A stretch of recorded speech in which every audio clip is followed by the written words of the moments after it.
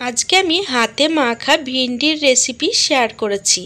এইভাবে যদি ভেন্ডির রেসিপি বানিয়ে নেন তাহলে মাছ মাংস ফেলে শুধু এই রেসিপিটি দিয়েই এক থালা ভাত নিমেষেই খাওয়া হয়ে যাবে। তাছাড়া যারা ভেন্ডি খেতে পছন্দ করে না তারাও কিন্তু চেয়ে খেতে বাধ্য হবে। তো ভিডিওটি শেষ পর্যন্ত দেখার অনুরোধ রইল। আশা করছি আজকের রেসিপিটি আপনাদের ভীষণ ভালো লাগবে।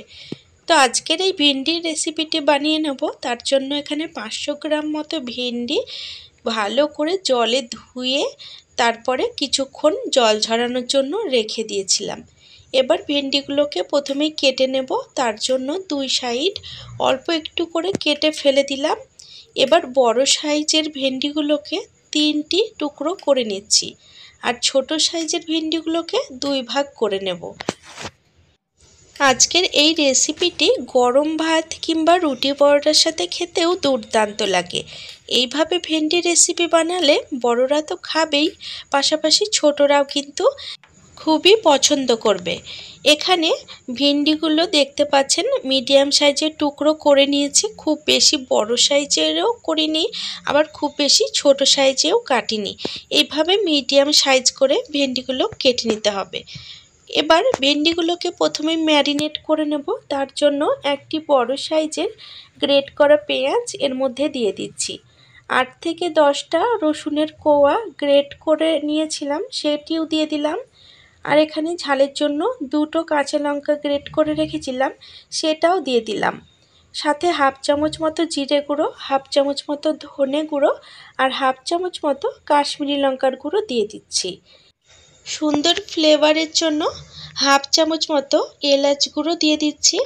আপনারা চাইলে এলাচ গুঁড়োর পরিবর্তে গরম মশলা গুঁড়ো দিতে পারেন। এখানে কালারের জন্য হাফ চামচ হলুদ দিয়ে দিলাম আর স্বাদ মতো লবণ দিয়ে দিচ্ছি। লবণ কিন্তু একবারেই দিয়ে দিলাম, পরে কিন্তু আর লবণ দেব না। আর এখানে 2 টেবিল চামচ মতো সর্ষের তেল নিয়েছি।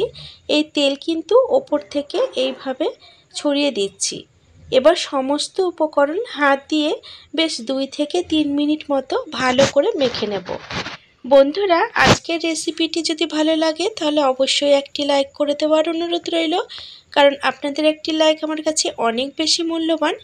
আর আজকের ভিডিওটি আপনারা কে কোথা থেকে দেখছেন সেটি কমেন্ট বক্সে অবশ্যই লিখে জানাবেন, তাহলে আমি আপনাদের সকলকে ধন্যবাদ জানানোর সুযোগ পাবো। তো এখানে সমস্ত ভেন্ডিগুলো খুব ভালো করে ম্যারিনেট করে নিয়েছি। সব মশলাগুলো প্রত্যেকটি ভেন্ডির গায়ে কিন্তু খুব ভালো মতো লেগে গেছে। এবার এগুলোকে রান্না করে নেওয়ার পালা। এবার আমি ওভেনের ওপর কড়াই বসিয়ে দিয়ে 2 টেবিল চামচ মতো তেল দিয়ে দিলাম। তেল হালকা গরম করে নিয়েছি। এবার হাফ চামচ কালো জিরে আর হাফ চামচ গোটা জিরে ফোড়ন দিয়ে দিচ্ছি, সাথে একটি শুকনো লঙ্কাও দিয়ে দিলাম। এবার 30 থেকে 40 সেকেন্ড মতো ফোড়ন খুব ভালো করে ভেজে নিলাম। ফোড়ন ভাজার খুব সুন্দর সুগন্ধ বেরিয়েছে। এবার ম্যারিনেট করে রাখা ভেন্ডিগুলো তেলের মধ্যে ঢেলে দিচ্ছি। এখন হাই হিটে 3 মিনিট মতো নাড়াচাড়া করে ভেজে নেব। বন্ধুরা, আজকের ভিডিওটি যদি ভালো লাগে তাহলে অবশ্যই আমার সাথে থাকবেন। আর আমার সাথে থাকার জন্য চ্যানেল সাবস্ক্রাইব করে পাশে থাকা বেল নোটিফিকেশনটা অবশ্যই অন করে রাখবেন। তাতে আমি আগামী দিনে যখনই নতুন ভিডিও আপলোড দেব তার নোটিফিকেশন আপনারা সবার আগে পেয়ে যাবেন আর ভিডিওগুলোও সবার আগে দেখতে পাবেন। তো প্রায় 3 মিনিট মতো হাই হিটে ভেন্ডিগুলো ভেজে নিলাম। এবার ওভেনের ফ্লেমটা একদম কমিয়ে দিয়ে ঢাকা লাগিয়ে আবারও 3 মিনিট হতে দেব। তো 3 মিনিট পরে আবারও ঢাকা তুলে নিচ্ছি আর ঢ্যাঁড়সগুলো একবার ভালো করে নাড়াচাড়া করে দেব। এইভাবে বেশ কয়েকবার ঢাকা দিয়ে দিয়ে রান্না করতে হবে। তো খুব ভালো করে নাড়াচাড়া করে দিয়েছি। এবার ঢাকা লাগিয়ে আবারও 3 মিনিট হতে দেব। তো 3 মিনিট পর আবারও ঢাকা তুলে নিলাম। তো 2 থেকে 3 বার এইভাবে ঢাকা দিয়ে রান্না করার পরে দেখতে পাচ্ছেন সমস্ত মশলা কিন্তু খুব ভালো মতো ভাজা হয়ে গেছে আর ঢ্যাঁড়সগুলো কিন্তু একদম নরম হয়ে গেছে।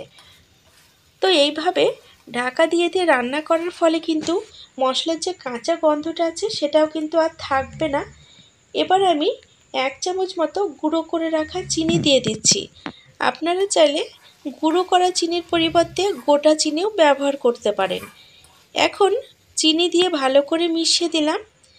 এবার 1 চামচ মতো লেবুর রস দিয়ে দিচ্ছি। লেবুর রস দেওয়ার কারণে রেসিপিটি খেতেও ভালো লাগবে আর একদম চটপটা আর মুখরোচকও হবে। তো এখানে লেবুর রস দিয়ে আবারও সমস্ত উপকরণ ভালো করে মিশিয়ে নিলাম। এখন ঢাকা লাগিয়ে আবারও 2 মিনিট রান্না করব। বন্ধুরা, এই রকমভাবে ভেন্ডির রেসিপি একদিন হলেও বাড়িতে ট্রাই করে দেখবেন আর আমাকে কমেন্ট বক্সে জানাতে একদমই ভুলবেন না কেমন হয়েছে। তো রেসিপিটি কিন্তু একদম রেডি হয়ে গেছে। এবার আমি এটিকে নামিয়ে নেব। ভিডিওটি ভালো লাগলে অবশ্যই নিকটবর্তী আত্মীয়স্বজন বন্ধুবান্ধবদের সাথে ভিডিওটি শেয়ার করে নেবেন। এইভাবে রান্না করার পরে ভেন্ডিগুলো এতটাই নরম আর সফট হয়েছে যে মুখে দেওয়ার সাথে সাথেই কিন্তু মিলিয়ে যাবে।